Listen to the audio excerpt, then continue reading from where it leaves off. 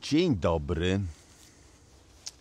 Zakładam tylko sobie jeszcze jedną rękawiczkę, żeby móc z Wami rozpocząć ten piątkowy, a jednocześnie walentynkowy Power Walk. Jest przepięknie. Po pierwsze, świat jest biały, przynajmniej w miejscu, w którym ja właśnie w tej chwili idę. Mamy przepiękny śnieg na ulicach. Nie narzekamy na to, że zima zaskoczyła drogowców, bo w końcu jest 6:15, a o 6:15 powinno być biało, nic nie powinno być odśnieżone. Śnieg powinien skrzypić pod butami, robi to delikatnie. Wy pewnie tego nie słyszycie, ja faktycznie mam przyjemność to słyszeć i jest cudownie, wspaniale. Oprócz tego będziemy dzisiaj dzielili świat na dwie grupy, a mianowicie na tych, którzy będą z radością obchodzili święto zakochanych i ci, którzy będą krytykowali to święto, mówiąc, że to absolutny kicz i generalnie to walentynki należy obchodzić cały rok i właściwie każdego jednego dnia jest świetny dzień do okazywania miłości i ten dzisiejszy to jest w ogóle jakaś kompletna bzdura.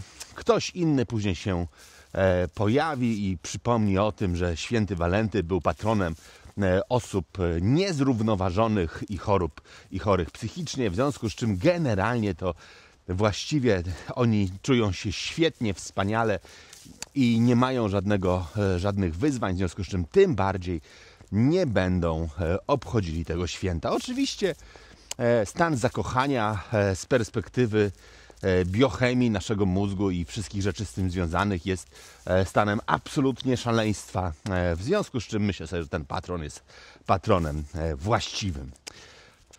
No dobrze, to o czym dziś? Dziś chyba bym powiedział tak sobie właśnie trochę nawiązując do tego święta w bardzo sposób taki refleksyjny, a mianowicie zgodnie z takim założeniem, w którym bardzo mocno wierzę, a mianowicie you are always one decision away from completely different life.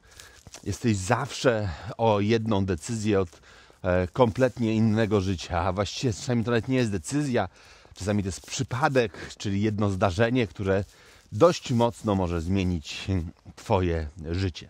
I jak myślimy o tym pojęciu, to bardzo często nam przychodzą do głowy oczywiście historie ludzi, którzy, nie wiem, podjęli jakąś ważną decyzję w ich życiu i na przykład ich życie potoczyło się bardzo dobrze. Ja pewnie myślę, że sami jesteśmy jedną decyzję od kompletnie innego życia, również w takiej kategorii bardzo przykrych historii.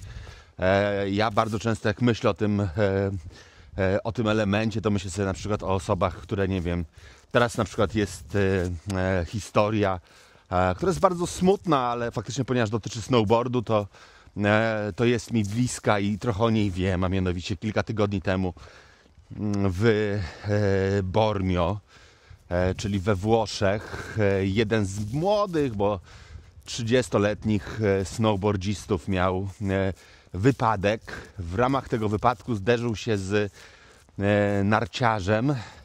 Jeżeli dobrze pamiętam, to niestety cały czas jeszcze leży w Bormio w śpiączce farmakologicznej.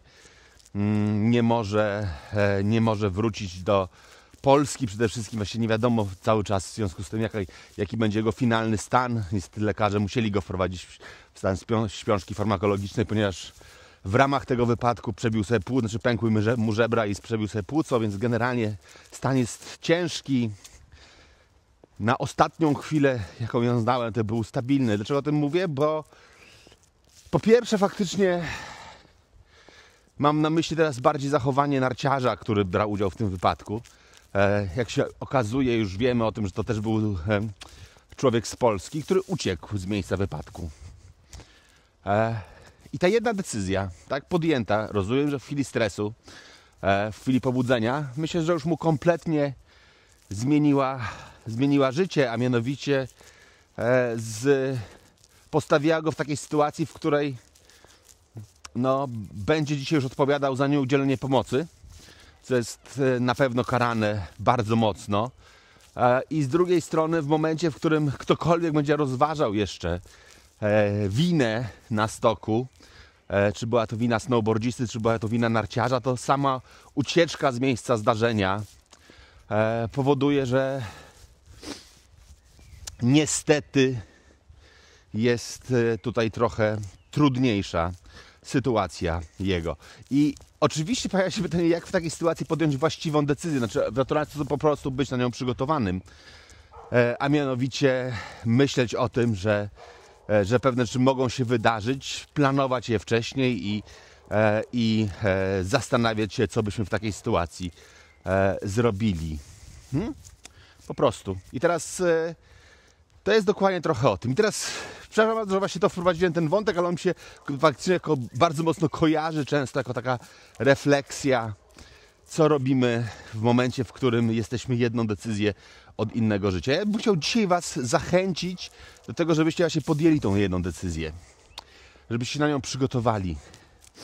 I to jest decyzja, która moim zdaniem zmienia bardzo duży element swojego życia, a mianowicie, żebyśmy zrozumieli pewną najczęstszą, bardzo nieskuteczną, a jednocześnie dramatycznie uwikłającą nam strukturę narracyjną.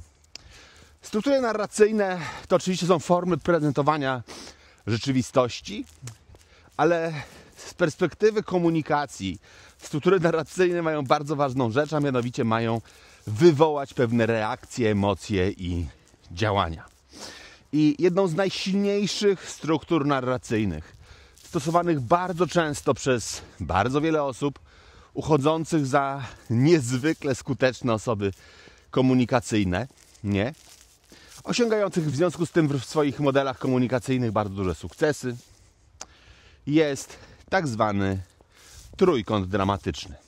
Ja nie będę mówił już o trójkącie dramatycznym w ogóle jako o relacji, bo to też jest szalenie istotna rzecz, czyli w jaki sposób postrzegamy relacje, bo to jest jedna z najsilniejszych relacji, które są w rzeczywistości, ale trójkąt dramatyczny polega na bardzo prostej rzeczy, a mianowicie na świadomości tego, czy właśnie na świadomości, jakby zmiana percepcji będzie związana ze zmianą świadomości, ale mianowicie trójkąt dramatyczny to jest sytuacja, w której postrzegamy świat w kategorii 3 głównych ról. Te 3 główne role to oprawca, czyli kat, czyli ten, który zagraża. Oprawca nie jest w stanie funkcjonować bez ofiary, czyli tego, który na niego napada. I ostatnia rola, czyli ratownik, czyli ten, który ma misyjną funkcję, który będzie w tej chwili faktycznie ratował ofiarę przed oprawcą. Bardzo często w ramach oczywiście ratowania wejdzie jeszcze w taką rolę znowu z kolei oprawcy dla kata i tak dalej, i tak dalej. Teraz te 3 główne role, kat, oprawca i ofiara, się wzajemnie uzupełniają. I niestety świadomość ról powoduje, że każdy, kto kiedykolwiek w życiu grał w kółko i krzyżyk, wie, że cała gra polega na tym, żeby zająć i postawić swój krzyżyk lub swoje kółko w odpowiednich polach, krótko mówiąc, prowokując swojego oponenta, osobę, z którą gramy, do tego, żeby ono zajęło określoną rolę. I z tej perspektywy bardzo często jest tak, że jedną z najsilniejszych formuł narracyjnych jest formuła oczywiście ofiary. Formuła ofiary to z perspektywy budowania narracji jest taka sytuacja, w której w naturalny sposób przyjmujemy osobę, która zaczyna mówić, że jest pokrzywdzona, że świat ją bardzo, że tak powiem, dociska, jest niesprawiedliwie potraktowana i generalnie jest ofiarą zupełnie brzydkich i słabych działań. Jednocześnie ofiara, żeby mogła skutecznie wskazywać to, czy funkcjonować, musi bardzo precyzyjnie wskazać kata. Czyli musi wskazać osobę, która faktycznie jest tą osobą naruszającą, atakującą i bez względu na to, jak bardzo ona jest pokrzywdzona, on dalej ją dociska i źle traktuje. I teraz, jeżeli wyobrazimy sobie, że ktoś komunikacyjnie nawet nie prosi o pomoc, czyli nie prosi o to, żeby się pojawił ratownik, ale faktycznie w ten sposób prowadzi swoją narrację, czyli robi z siebie ofiarę, wskazując bardzo precyzyjnie kata, to pojawia się pytanie, co w związku z tym powinna zrobić reszta. Reszta, czyli na przykład pozostałe osoby, które przyglądają się tym modelom lub też biorą udział biernie w tej relacji, bo ją obserwują. No zostaje im tylko jedno pole, tak? Znaczy, jeżeli pole ofiary jest zajęte, jeżeli pole kata jest zajęte, mało tego, pole kata jest dość niewdzięczne, nie chcemy w nie wejść, w związku z czym w naturalny sposób uruchamiamy swoją potrzebę do tego, żeby wejść i przejąć całą rolę ratownika, a ratownik, jak dobrze wiemy, musi podjąć działania bardzo aktywne i musi oczywiście w naturalny sposób dać wsparcie ofierze lub spuścić łomot katowi, czyli wchodząc dodatkowo w taką rolę znowu kata w tej całej sytuacji. No i co? Proste, nie? Dosyć, jeśli chodzi o model narracyjny. Teraz niestety zobaczycie, że jesteście zawsze o jedną decyzję od kompletnie innego życia. Jeżeli w ramach swoich codziennych doświadczeń będziecie teraz sobie robili sprawdzam, testuję, weryfikuję, będziecie bawili się w takiego małego detektywa tych modeli narracyjnych, a właśnie tego konkretnego modelu narracyjnego, myślę sobie, że nagle zobaczycie, jak bardzo skomplikowany jest świat i niestety, co czasami smutne jest, jak runie w gruzach wam fame kilku osób, które być może nawet followujecie, lubicie, które cenicie. I zobaczycie, że oprócz tego, że te osoby czasami mają bardzo fajne treści, które publikują w mediach społecznościowych, które robią, których starają się z wami dzielić, to na koniec dnia bardzo często to, co odróżnia te osoby od pozostałych, czyli na przykład na poziomie ilości osób obserwujących je, czyli to, co sprawia, że są na przykład większymi influencerami niż pozostali, więcej osób im reaguje, działa, jest to, że w naturalny sposób faktycznie często wywołują działania związane z trójkątem dramatycznym, czyli osadzają się w roli ofiary, wskazują oprawcę, a następnie czekają, co się dalej wydarzy. Takim klasycznym, moim zdaniem, zachowaniem, z którym ja się osobiście na przykład bardzo mocno nie godzę, jest sytuacja, w której ludzie teoretycznie po to, żeby pokazywać, w jaki sposób stawiamy granice w internecie i nie godzimy się na hejt, publikują posty osób, które je skrytykowały albo które je zhejtowały w internecie. Czyli wyobrażam sobie, że mógłbym opublikować wizerunek, że pan Marian z Podgrodziska napisał mi w wiadomości prywatnej do tego filmu albo w komentarzu do tego filmu: Wojtek, ty tłusta świnio, jak możesz w ogóle z takim ryjem występować przed kamerą, przecież to jest w ogóle generalnie skandaliczne i tak dalej. I pewnie zachowałby się, delikatnie mówiąc, w sposób przekraczający granice, naruszyłby mnie i tak dalej. Teraz oczywiście mógłbym podjąć wiele działań związanych z tym, w jaki sposób sobie z tym radzić, czyli na przykład mógłbym zastosować działanie w postaci, nie wiem, zgłoszenia tego do odpowiednich służb, jeżeli na przykład była to groźba karalna, czyli że jak cię spotkam, to cię rozjadę samochodem, ale lepiej walcem, żebyś został tłustą plamą, to wtedy miałbym pewne działanie, mógłbym pewnie zignorować to, mógłbym zrobić pewną rzecz, ale mógłbym też podjąć takie działanie pod tytułem: o jejku, jejku, jejku, zróbmy z tego dramę.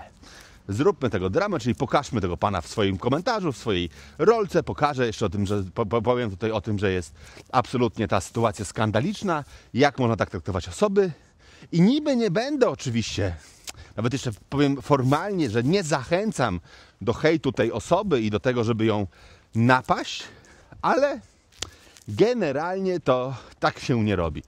W naturalny sposób wszystkie osoby obserwujące, w tym przypadku wy, czyli fani, nie będziecie w stanie nie skrytykować, powiedzieć: Wojtek, ty łotrze, tak się nie robi. Nie powinno się, a już na pewno nie będziecie mogli zrobić tego publicznie, powiedzieć mi: Wojtek, nie należy oddawać pięknym za nadobne i generalnie dbać o to, że jeżeli ty zostałeś źle potraktowany, to zrobić to samo w odwecie.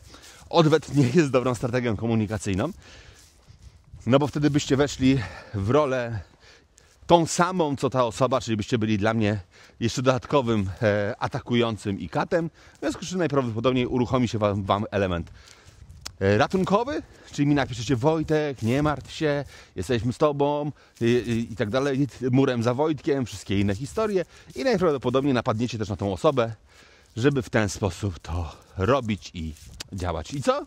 No to co? No to fantastycznych walentynek.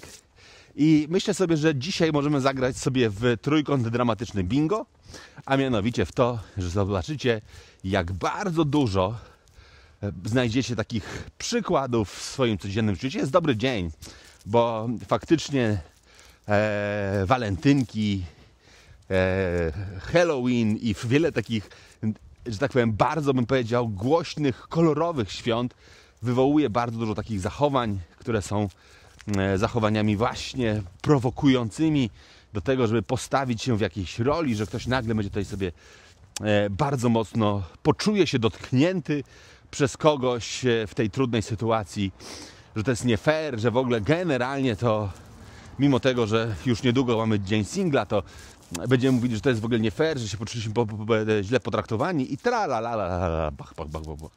Ojejku, no to co?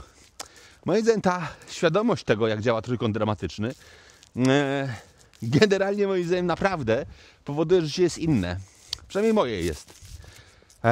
Ja mogę sobie powiedzieć, że faktycznie bardzo często sobie wchodzę na posty, które czasami sobie czytam, różnych osób i sobie mówię: ojej, ale ślicznie narracyjnie to zrobiłeś. Napisałeś prześliczny post. Okej. Przyjmujesz taką piękną rolę ofiary. Zesrała się bida i płacze. Ojejku, pokazujesz nawet przestrzeń, że ten świat jest taki zły, niesprawiedliwy, który cię dopadł, mimo tego, że on nawet o tym nie wie, że to zrobił. Bo w modelach narracyjnych nie zawsze, ja pokazałem skrajny przykład, ale ta ofiara nawet wie, znaczy kat wie o tym, że jest katem. Czasami jest wsadzany w tę rolę tylko po to, aby uzyskać pewien bardzo konkretny efekt. No i wtedy świat musi nam pomagać. Sport? Ojejku. Jakbyśmy teraz zwrócili sobie do mojego świata psychologii sportu, to ja bym marzył o tym, żebyśmy w sporcie wyzwolili się od świata właśnie tej narracji. Narracji, w ramach których bardzo precyzyjnie wskazujemy winnych naszych niepowodzeń, porażek, oczekując, że ci, którzy są po naszej stronie, będą starali się nam nie pomagać tak naprawdę, tylko pomagać nam narracyjnie, czyli klepać po ramieniu, mówić: masz rację, a tym samym być zaangażowanym w nasze sprawy. Bo długoterminowo niestety jest tak, że zwykle nie da się utrzymać w tej narracji ludzi w stałych rolach. I jeżeli wprowadzamy ludzi w świadomy sposób, a właściwie trochę manipulacyjnie w rolę ratownika, to jest duże prawdopodobieństwo, że oni się w pewnym momencie zmęczą tą rolą, bo ona jest bardzo wyczerpująca i niestety wejdą w rolę oprawcy. A tego już byśmy bardzo nie chcieli. No to co? To życzę Wam bardzo fantastycznych walentynek. Życzę Wam genialnego weekendu. Mój będzie wspaniały. Mogę Wam zdradzić, że jadę na Śnieżnik, czyli w góry, na biwak GoPru, czyli będziemy sobie wspólnie z ratownikami GoPru uczyli się zimowej turystyki górskiej, ale pewnie też bardzo dużo innych rzeczy, więc śnieg, który spadł, napawa mnie jeszcze większą radością. Przyszła zima, jest mroźnie, w planie jest spanie w grocie lodowej, a właściwie w jamie lodowej, czyli w namiocie zrobionym ze śniegu, trochę takim wykopanym iglo, ale nie zbudowanym z kostek. Więc dużo fajnych atrakcji przede mną. Mam nadzieję, że to będą naprawdę wspaniały weekend. Życzę Wam również takiego. No i przede wszystkim chciałbym Was zachęcić do tego, żebyśmy trochę odczarowywali ten świat. Chyba dlatego, że znowu jestem zmęczony tym obszarem. Zobaczycie. Przejrzyjcie swoich ukochanych, ulubionych, najbardziej inspirujących Was influencerów i zobaczcie, jak często to robią. Życie już nigdy nie będzie takie samo. To tylko Wasza decyzja, bo jesteście tylko jedną decyzję od kompletnie innego życia. Miłego dnia.